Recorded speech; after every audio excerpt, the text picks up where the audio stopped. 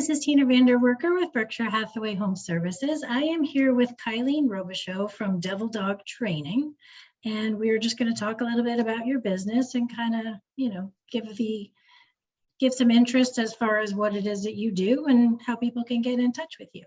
So let me tell me a little bit about your business. Well, we have been in business for 26 years now, my husband and I. And we are a praise and correction based training program for dogs. We're private in-home dog training.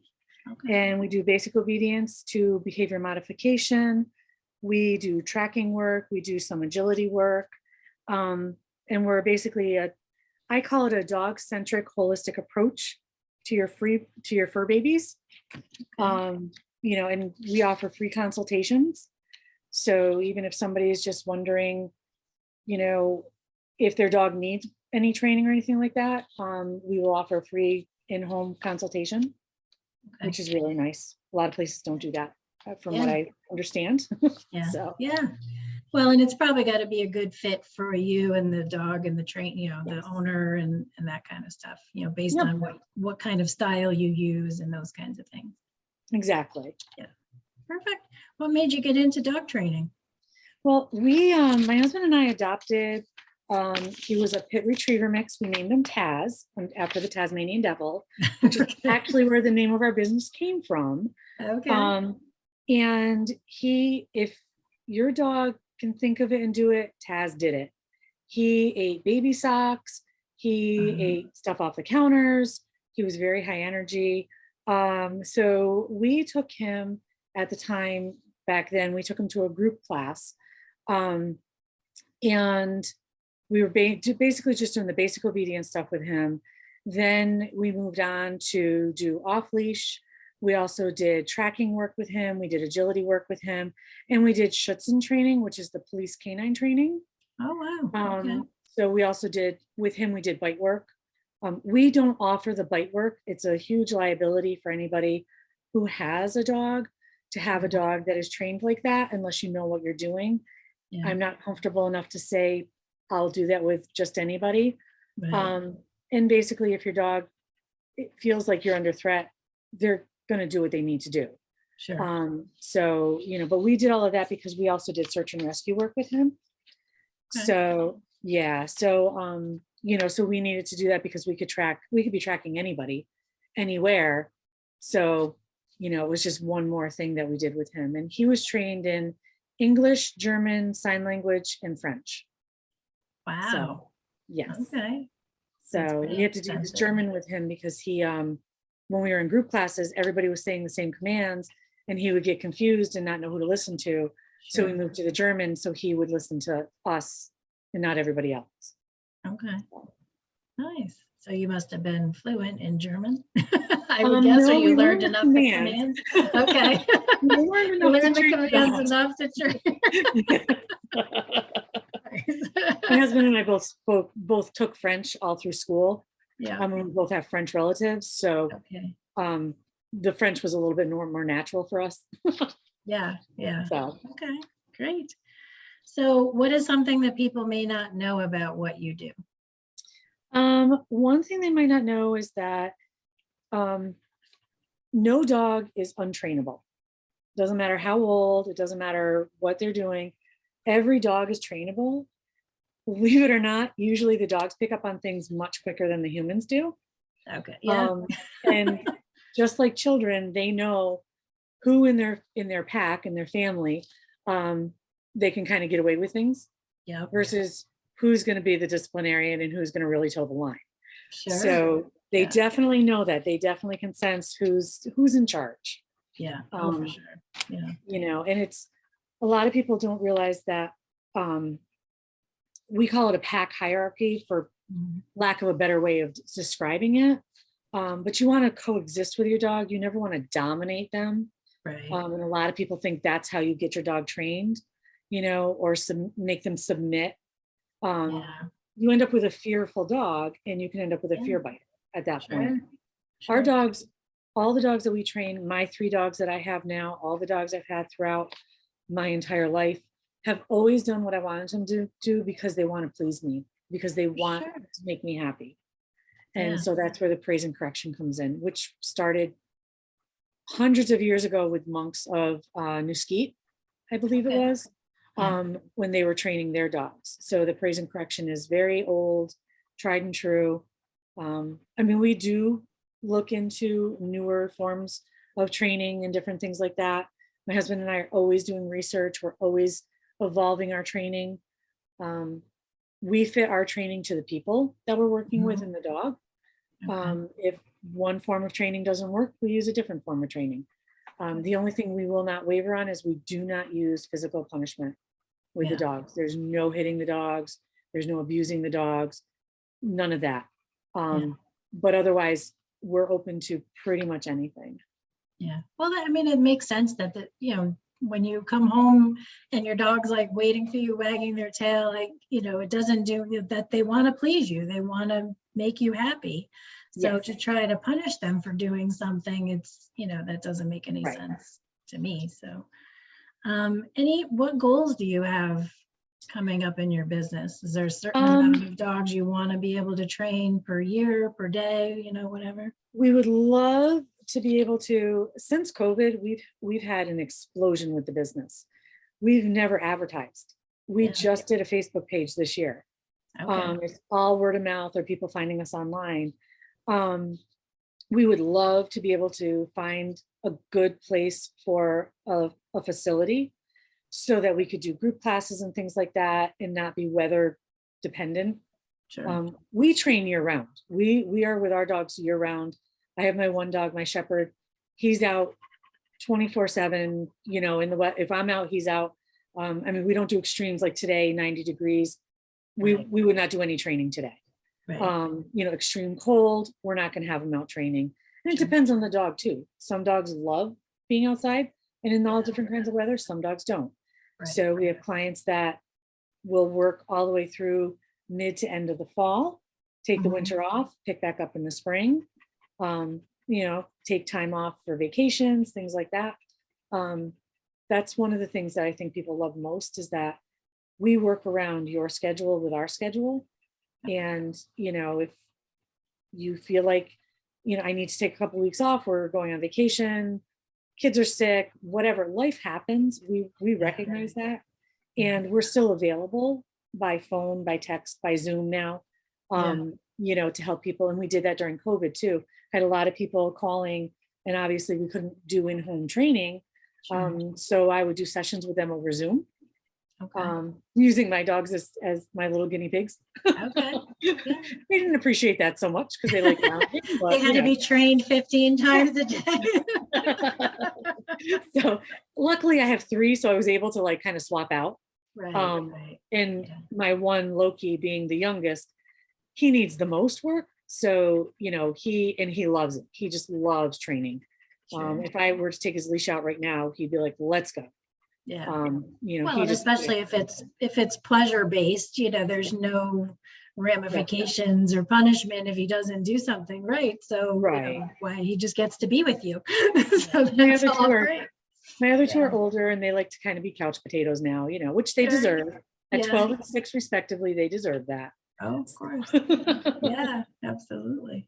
So did it work pretty well, over Zoom? Were people able to do what they needed, or would it have been better? It's probably better in person, but it's much better in person, but we were able to help some people out to get through until we were able to start meeting outside again and things like that. So, we were able to kind of cobble stuff together to be able to do that, which was nice. But it's definitely much better in person, hands-on, because you're okay, you have to hold the leash like this, or it's more like this. It's easier when it's hands-on and they can see it right in front of them. It's much easier, and to see how the dog's responding is much easier. Right. Yeah, well, and the good thing about being outside is, even during COVID, you can be outside, and that's kind of the point. So that would work out really well. Have you had any kind of strange requests for training? Like people want to do something, I don't know what would be weird, but we have had requests to take their dogs and quote unquote fix them and then send them back. There are trainers that do that. We don't. First of all, I have 3 of my own. I Yeah. don't need more in my house. Right. But also it's, you know, I can take your dog, I can have your dog doing what I want it to do pretty much within 1 session, but it's not going to do it for you because it needs to know that you have the same expectations that I have. Right. The weirdest one we got though was somebody asked us if we could train their dog in Chinese.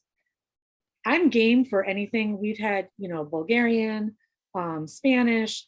If you can teach me the words, I can teach you how to train your dog in it. The person didn't know a lick of Chinese. They just thought it would be really cool to have a dog trained in Chinese. So everyone was learning Chinese.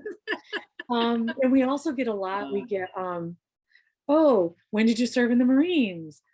Because Devil Dog is a Marine thing, but we didn't know that when we did it. Yeah. My dad was a Navy man, so my grandfather was too.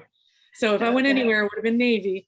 But yeah, so we get a lot of phone calls about, you know, military, you know, do we train military dogs? No, not for the military. No, we don't. Right. Yeah. I mean, you know, if you happen to have been in the military and you own one, sure. Right. We're more than happy to work with you. I had a guy who called and wanted training. He was stationed in California. And he was like, so can you come and train my dog? And I'm like, no.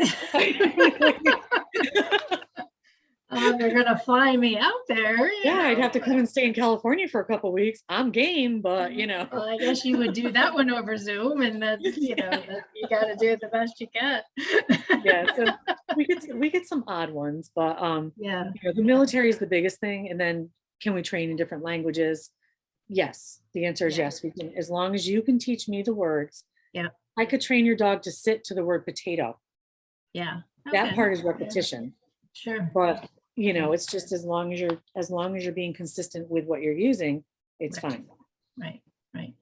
Do you do you kind of do a lot in the community, or you pretty engaged in your community?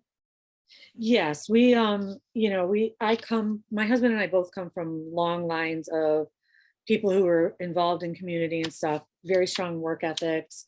You know, that's one of the reasons we work full-time, and we do this pretty much full-time right now. We usually have 2 clients a night, Monday through Friday, and 3 on Saturdays, 3 on Sundays, after working all day. So, you know, if we could sustain this, we would love, like I said, to open a facility. You know, my ultimate goal is to be able to open a facility and work with shelter dogs with veterans. You know, or first responders that have retired, things like that, for service dogs. I would love to get more into that. But you have to go to training to become certified to do service dog work. And I would love to do that at some point. I would really love to have the time to do that, because it's just something to give back, you know, to them. Yeah, absolutely. Well, and you know, and it's a big thing when you are a business owner. You do want to be able to give back to the community, be involved in the community, and you know, do a lot of things.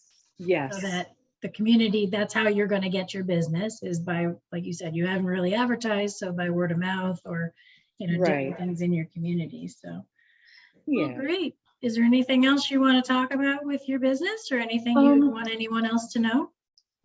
Let's see. One of the things that I know a lot of our clients love is we come to them, and we have clients right now. We Selkirk, Clifton Park, Waterford Half Moon, Mechanicville. So we don't just serve Rotterdam. We do travel to meet people. Obviously, it has to be within a reasonable distance for us to be able to do that. Not California. Not California. You know, and if it were a good distance, we would definitely have to do that, like on a weekend where they were the only client for the day, kind of a thing. So, you know, it is one thing that a lot of people wonder.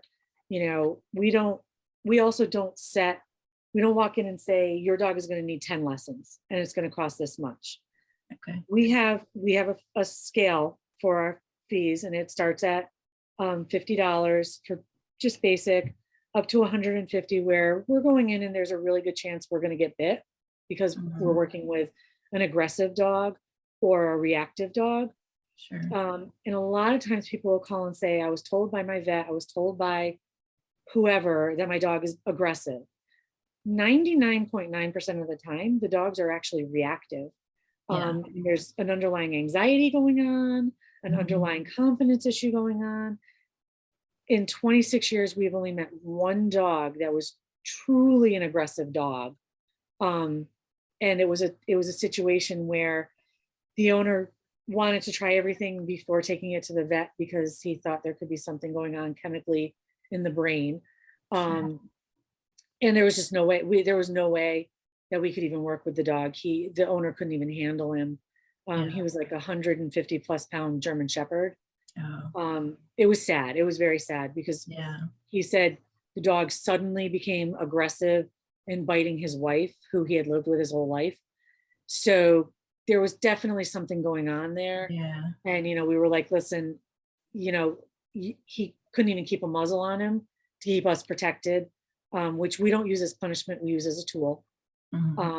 It's a tool so that they learn that they need to behave. And in certain situations, you use them for their protection as much as other people's protection.